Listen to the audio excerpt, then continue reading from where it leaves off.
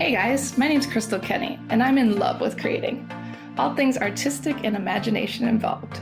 I'm an American girl who chased her creative dreams all the way to Paris, France, making a living using photography.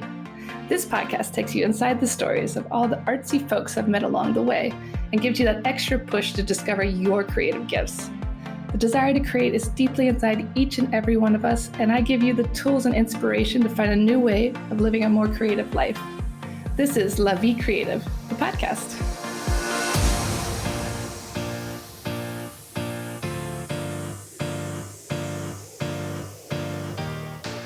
Today on the show, I interview Lisa Czarina Michaud. She is originally from New York, but now calls France home. We talk about her journey to coming to Paris, being poor, broke, and jobless, to becoming a full-time writer, and the release of her new book, Slanted and Disenchanted. I can't wait for you to hear this show and be inspired maybe for your next novel.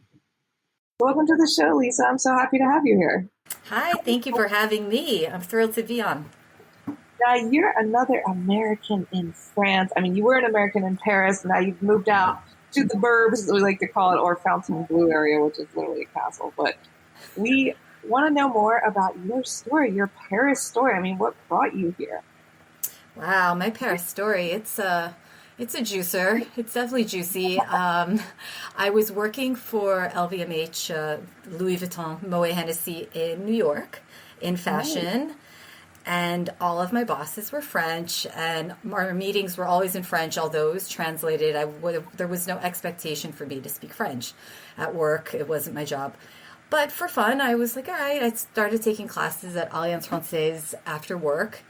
And I ended up really enjoying the classes, the community. You know, if you go, it's called FIAF, French Institute Alliance Française, in Manhattan. And it's like a whole community where, you know, your tuition includes movie nights and soirees. And so they really want you to get involved in French culture, which, you know, I did. And after 2 years of that, I was like, I don't know. I wasn't 30 yet. I was 28. I said, why don't I just go to Paris for do a sabbatical? I closed up my apartment in Brooklyn and moved all my stuff back to my mom's house on Long Island, and decided to just come to Paris for 3 months. It was supposed to just to check it out. And I found a little studio in the 15th, La Motte Piquet Grenelle, which is, if anyone listening, it's really close to the Eiffel Tower, so it just felt like a dream that I was walking distance to the Eiffel Tower, and that was 15 years ago. Wow, so 3 months turned into 15 years. Yes, and a lot of ups and downs and, mistakes with the French language. Even though I had done my classes and was doing well, once you come here and you really have to use French in real life, it just... Yeah. It's not the same as where you're sitting there with your la bécherelle. It's not the same thing. So I spoke French, but I mean, I could get by. And so it took a boyfriend who didn't speak any English to really, go from, fluent to bilingual at this point. And did you find that he was constantly correcting you? Because when I dated Frenchmen, I felt like I couldn't even get a sentence out without being corrected. And I was like, oh gosh, I can't even talk. I'm so horrible at this. I had friends that were like that because a lot of my friends, their English was way better than my French. So, for the sake of communication, when I first moved here, I was only speaking English, and it was, it was discouraging. But then once I met this guy, I don't know, maybe a year later, I think he was kind of embarrassed that he didn't speak any English. So he was pretty patient with me. And he ended up being a great teacher for that reason, because it was just at the end of the day, we just wanted to communicate, and his English was non-existent. So we had to kick my French into high gear, which I definitely did, because we got into a lot of fights. So I had to win these fights. Well, they say that's the best way to learn, right? Take a French lover. That's how you learn French. You did it the right way. Yeah. And you were also... What's that? You were following in the footsteps of your late grandmother, who was a jazz performer. Yes, my grandmother on my dad's side, we're of Mexican descent, but she decided to move to Paris also on a whim after she had her 8 children, my aunts and uncles and my dad. She wanted to live in Paris to be a jazz singer. And she did. And I actually hear her song on the radio from time to time. Like I've heard her on TSF Jazz. I heard her once on Nova. And That is cool. it's really cool. It's totally underground type thing. She lived in Montreuil before Montreuil is Montreuil. And she was here for, I'm going to say, about 30 years. I only met her a few times before she passed away. And I think she passed away, and then all of a sudden she was like pushing me, move to Paris, because it was like such a random thing that I did. And I think maybe that she had something to do with it on some like metaphysical level. For sure. I mean, it's all connected. And how did you feel once you got here? Was it everything you thought it would be? Were you like, oh, this stinks? Or some people are really surprised when they arrive and make that dream come true, and then they're like, oh, I don't really like this.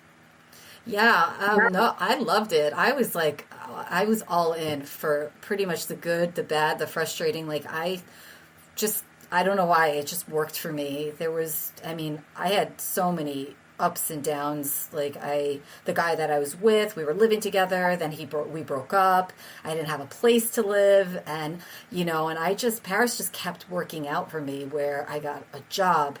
I got an apartment. Everything just kept working out, where I know it's not the case for everyone. But also my expectations were super low. I was just like, I was happy to just live off of bread and cheap wine and just to keep pushing and pushing. And my family back home, they were like, okay, are you ready to give up? This isn't working. But it worked for me. I was like, this is fine for me. I don't need much in life. I just need a little apartment and a little food, and I'm fine.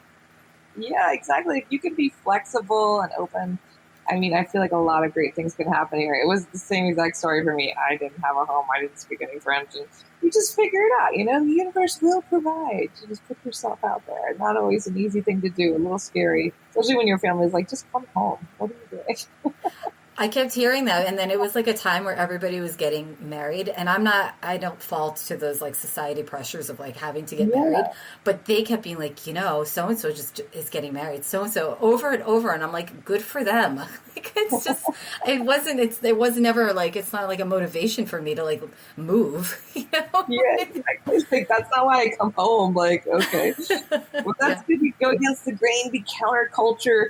And so you were just like surviving in France, and then you met your now husband, you're married, you have a child, and you've just released your new book, Slanted and Disenchanted. So tell me where that came from. How did you become a novelist during all that time? There were a few lives in between. There was some au pairing, there was some temping, there was some teaching English in Starbucks. There was some blogging. I mean, like it's like a freaking career millefeuille. There's like so many like odd jobs in between, going from working for Louis Vuitton to writing a young adult novel. And I don't know. I think back to like the universe. I just started writing this story. I feel like once I moved out of Paris, the busyness of the city, and into a more quiet, small village, because I'm not even in Fontainebleau. I'm in like a medieval village 10 minutes away. And so I think my brain just got super clear. And one day I just started writing this novel for fun. Of course, one of my main characters, he is French-American, which I love. I love playing with the cultures. It's a French-American family on Long Island and an Italian family. And it's told in a he said, she said narrative, so we get to hear both sides of the story, but there's so much culture jammed into it between his French side, her Italian side. I'm also Italian. I'm Italian Mexican, so I kind of played with just all of my life experiences and created this story about these two kids that take this road trip across the United States, and how being from a different background, how that works with them traveling. And it just sort of came from just being here and just, living in France. I just felt like there's space to be creative, more so than I felt in New York, even though New York is like the art mecca of the world, soi-disant. I just feel here it's encouraged more. When I tell my French friends and my family, I really want to write a novel, everyone was like, of course, do it. Whereas I feel like sometimes in New York, it feels like something like a dreamy thing to say. Yeah, yeah. Like, what gives you the right? Be more serious. Yeah, it seemed flaky. So here I felt like allowed to like pursue something so creative and such like one of my biggest dreams was to write a novel. So I did it, and I really do thank my life here for that, for just again opening that space for me. Yeah, congratulations on finishing it. Because a lot of people say, "Oh, yeah, I want to write a book," but then it never comes to fruition. Like, how long did it take you to write this book? Almost 2 years. And talk about your writing process. Like, did you have rituals you would do every day? Like, there's a lot of people who want to write a book. Like, what are some tips or what worked for you?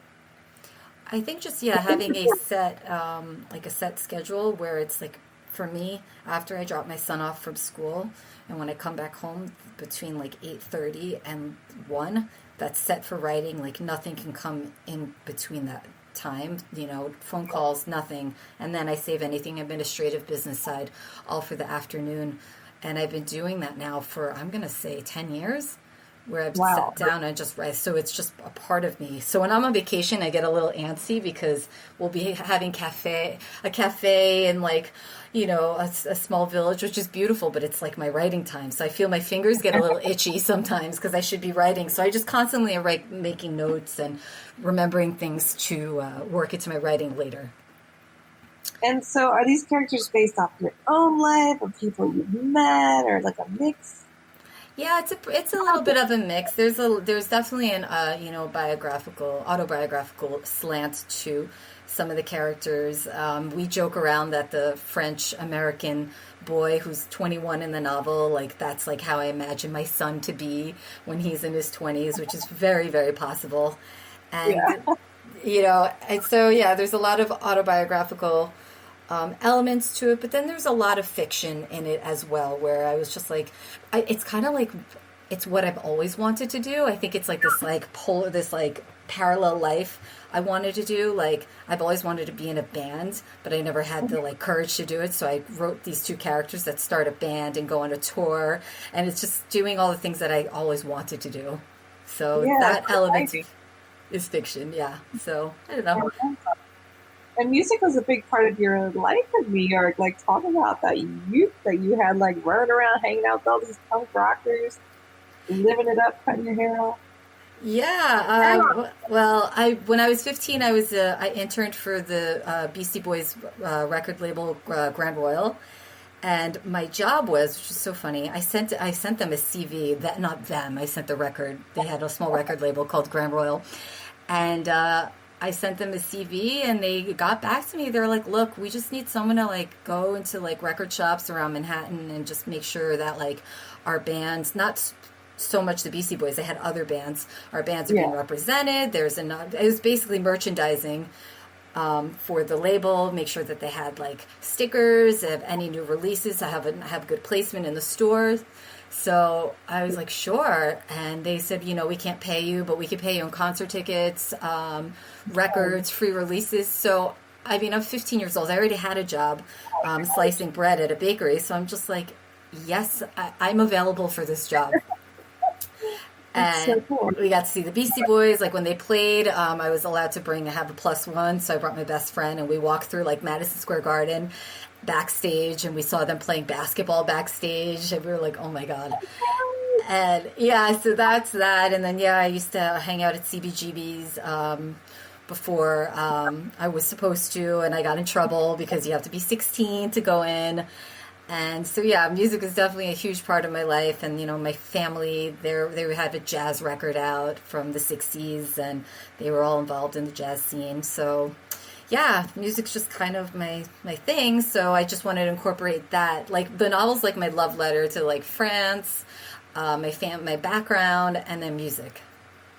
And what do you hope to do with the book? Like, would you want to influence people in some way? Or what would you hope happens from your novel? I just hope that people feel like inspired by the story, laugh because there's definitely some like laugh out loud moments. There's lots of like 90s references to like movies, music videos, MTV, these things that we've like. MTV was like such a huge part of like my growing up, and most people who Yeah. are born in like this, kind of Gen XC, Gen Z, early millennial, time frame. So one of my favorite comments I get from the book is like, people are like, oh my God, I laughed my ass off. That was so funny when I read blah, blah, blah. And that makes you laugh, or it makes you feel good, because comedy is also something that I really love. And I'm just glad that I've made a lot of people laugh. So that was actually my first hope for the book. And then the second was I wanted people to learn a little bit about music, learn about French culture. I had the character, his family comes from the region of Alsace, and I chose that on purpose because Paris, I feel like, gets so much attention out of all of the regions, that I chose a region that I actually knew nothing about at the time. Yeah. Now I feel like a mini expert. I've read research books. I even bought, I bought Alsace pour les nuls, which is Alsace for Dummies. I read Alsace for Dummies, and, I just dove into the culture. I visited, I talked to the people. My neighbor happens to be Alsatian, so he bounced back and forth with me, and that's another comment I get. People are like, wow, I didn't know anything about Alsace. I didn't know that it was occupied 4 times between France and Germany, depending on the war, and how that region, they have their own, laws out of some kind of reparation because they were in essence abandoned by the country of France. Wow, I'm learning so much right now too. I love Alsace. It's a beautiful area. Isn't it great? Yeah, and the food is great, and the people are fantastic, and we're going there for my birthday in 2 weeks because it's a tradition now. We go every September. Oh, happy birthday. Thank you. So going back to reading the comments, do you ever get bad comments? Does that affect your writing at all, or do you just take it as everyone has an opinion? Oh, I have a strict rule. I don't read reviews. I was told, I was told by a fellow novelist who wrote a blurb for my book. He said to me, he goes, okay, I'm ahead of the game than you, so I'm going to give you one piece of advice. Don't read reviews. They're good ones or bad ones. It's not helpful for the creative process, especially since this novel is a series. There's 2 more that are coming out with these 2 characters. So he said, I read the reviews from book bloggers because I was curious to know because this is what they do for a living. And, and most of them were good. And even the ones that were mixed, I appreciated them. But then I stopped and I just said, okay, now I go back into my tunnel and read. And write. I think that's great. Yeah, that's great advice. I've heard that from other writers too, that they don't read the reviews because it really can affect you subconsciously, whether you know it or not. You don't want to block that process.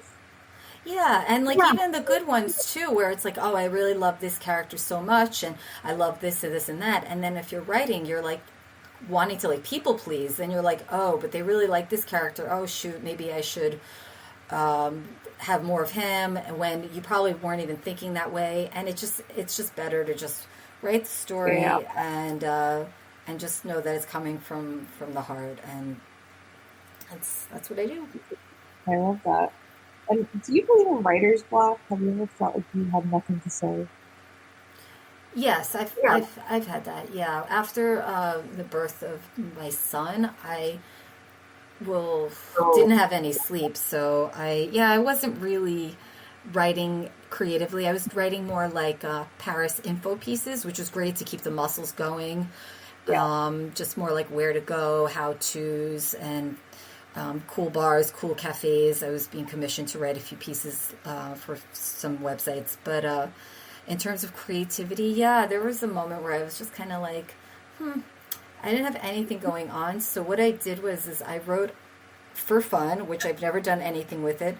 I wrote a Hallmark, one of those, those Hallmark movies.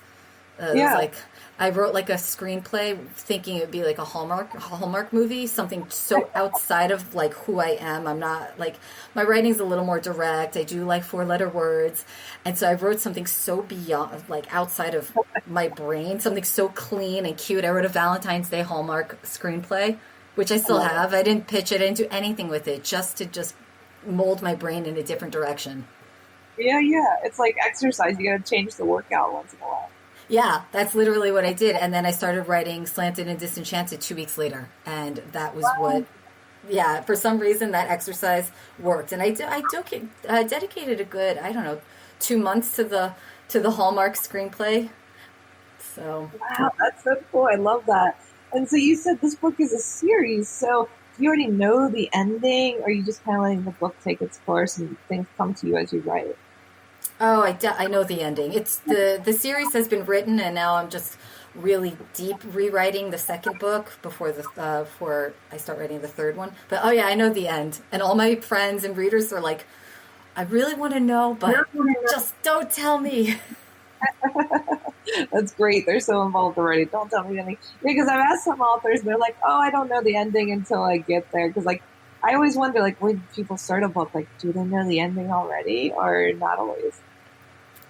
Yeah, well, all the this series that I've really I look up to, the writers of Mad Men and the writers of Breaking Bad. They wrote the whole series before it was even filmed, and I kind of took that as advice. So there's no holes in the story, because you know sometimes, like, I don't know, like I think like 90210, all series go through this period where all of a sudden everything gets really unrealistic. And then there's like loops and holes in the story. It's like, wait a minute, but in season 1 they did this and that. That's because they're writing as they're going along. And I'm not saying all series have to be written in one shot, but for me, in order to make sure that I don't contradict anything, everything was written, like the characters are so solid in who they are that I can't really deviate from the plan. And so, however, I do have 2 endings. And I'm going to run them by some of my super readers when it gets to that point. Which ending do they like better? And see what they say. Oh, I like that. They get to get involved. Yeah. And how has France changed your life? Like, how are you a different person from living there? I think I definitely move a lot slower than I did in New York. Even like physically, I move slower. Like I remember when I moved from New York City to Washington State, and my friends would be out of breath walking next to me. They're like, "You walk so fast," and I didn't even think I walked that fast. I'm like, "Really?" And since living in France, I walk at a normal pace. Definitely, I'm stressed out a lot less. I think in New York, it's a very energy draining city, and I just came out in my skin. I'd always break out in New York because I was like, there's such high energy, so much stress. So I think France is definitely, France is like, for me, like a mental CBD oil. Like I just am like, okay, I'm cool, relaxed, a lot more simple. I learned how to cook here. Yeah. Because as you know, Crystal, like if you want some of the comforts of home, you're either going to buy it and spend $20-$30 on shipping, which is horrible for the environment, or 2, learn how to make it yourself. So I learned how to make like mac and cheese, stuffing, the comforts of American comforts. I love that. You just named my 2 favorite foods. And that's what every Thanksgiving, because if I ate that more often, then I'd be rolling around the city anyway. But yeah, you learn how to cook, and you learn how to slow down, because cooking means slowing down. You have to slow down. Totally. And do you have advice for other writers who are dreaming of writing their first novel? I would say just don't be afraid of bad writing. Like, just write and don't edit yourself until it's time to edit. And just keep writing. Patti Smith, she used to get writer's block, and someone told her that when you hit that wall, just knock it down. Just keep going. Mm-hmm. And I liked that. And I do think of that when I feel like a little blockage, I guess is the word I'm looking for. And I just keep going. And, you're going to have days where not every word's going to be so incredible, but it's usually the sentences that aren't so shiny and glittery that are the best ones, because that means they're clearer and they're simple. Because no one's looking for, like, I want to read a story with the greatest sentences in the world. No, people want to read a great story. And, like, I just finished a novel, and I'm not going to say the name of it because I thought the writing was terrible, but the story was so awesome that I read it twice, even though I was skipping over really a lot of there was a lot of, not so many grammatical errors, that there just wasn't great writing, but the story was good. And that's what's important. It kept your attention. No, I like that. Yeah, I mean, people at the end of the day, they just want to know what's happening. They want to connect to it. They want to like be in it so much they can't put it down. But you got to Yeah, spell things out. totally. No one's going to be like, oh, look at all these adverbs, or, oh, I really wish that this clause was, no one's going to look at it from like a grammatical point of view. Some people do, but if the story's good and it's entertaining and you get to like escape for, 25 minutes, 30 minutes a day, then why not? That's more important than all that other stuff. I mean, writing got such a bad rap for being pretentious. It's really not. It's just another form of expression. Yeah, and why do you think it is? Because I know that many people are afraid to call themselves writers, even attempt to write a book. Like, who am I to think I can write a book? Who am I to think I can have such a privilege? I mean, why do you think we do that? Why do you think we put authors on such a pedestal? I don't know.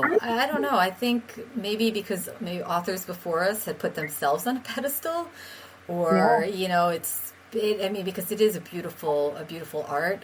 I think it could be the same though for like musicians, painters. Like I would never dare call myself a painter or an artist because I actually don't know how to do it. So I think it might be like that for all the creative fields. Like I play guitar, but I would never call myself a guitarist. I say I play guitar, and what's the difference? Well, there's no big difference. You have the guitar in your hand, there's sounds coming out of it, you're a guitarist. But Just writer, you wrote a book, you're a writer. But people just get so freaked out by labels, I guess, because it's like a perfectionism thing. Totally. Perfectionism, paralysis. Yes. And how do you define creativity? I define it as just putting your thoughts out there and, in some kind of like medium, whether it's writing or music, art, and just, I don't know, taking all of your experiences and making it into something really beautiful. And it could be just beautiful to you or beautiful to only a few people. But I guess that's how I would define it. Do you think that creativity is meant to be shared, or do you think it can just be for you as well? I think it just depends on what the creator wants to do with it. I mean, I've written stories that will never see the light of day just because they were meant for me and they were supposed to come out of my brain, and they're just for me. But like for this novel, I really did want to share it because there's so many like little bits that I thought would be really fun for a lot of readers, and they were. And it's so satisfying when I get an email or a tweet about something they liked in the book. I'm like, yes, because I remember writing it and having fun with it and laughing and be like, oh, this is cool. And that's totally satisfying. Yeah, it's all about connection. Yeah.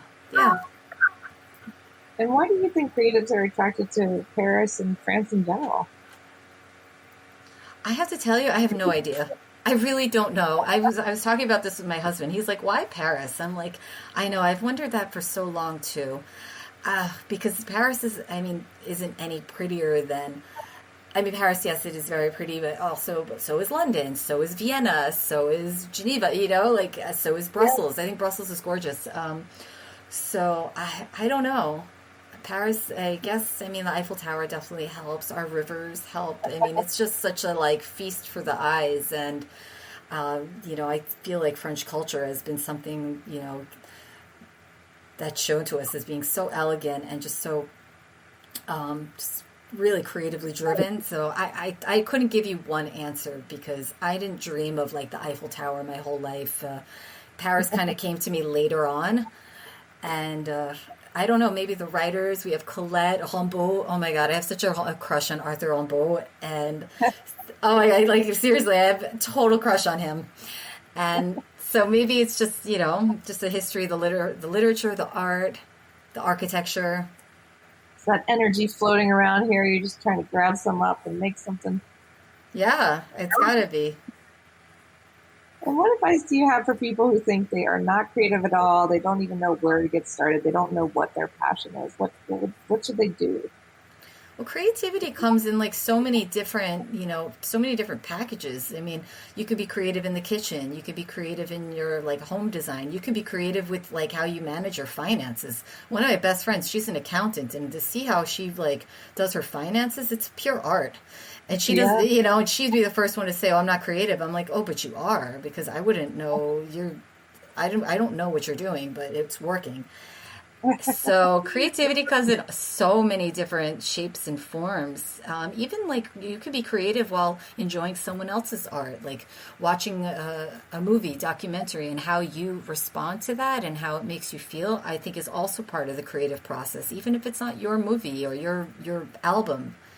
I see my son being creative every day. Like we got him a CD player for Christmas, and he has a little collection of CDs, and listening to my 7-year-old put on a Sufjan Stevens album just so he can like draw and write in his room, to me is like the coolest thing ever. And that's him being creative, selecting his music and creating this space in his room to like have his own little creative life. So I love that. It's about connecting and finding your way with however you can do it. Yeah. There's no one way to be creative, and it doesn't mean being a painter, being a writer, being a photographer. It could be so many different things. Creativity is like such a wide umbrella. Yeah, it's a broad spectrum, and I think that's a great note to end on. Where can readers listeners pick up your book? Where can they connect with you online? What's the best way to connect with you? Well, I'm on all the socials at Lisa C. Michaud. That's Twitter and Instagram. My book's available in Barnes & Noble, of course, Amazon, and we also worked with independent bookshops. So there's a great website called IndieBound, and if you put in your zip code, they'll connect you with your local independent bookstore that could order the book, or they already have it. Who knows? But yeah, we're really into doing supporting local bookshops because with the Amazon machine, even though I'm on it too, we want to make sure that these small bookshops stay in business, because there's nothing more, there's so much soul in these small shops. Opening the door and just, discovering your next favorite author is something that I hope doesn't go away with the internet. So yeah.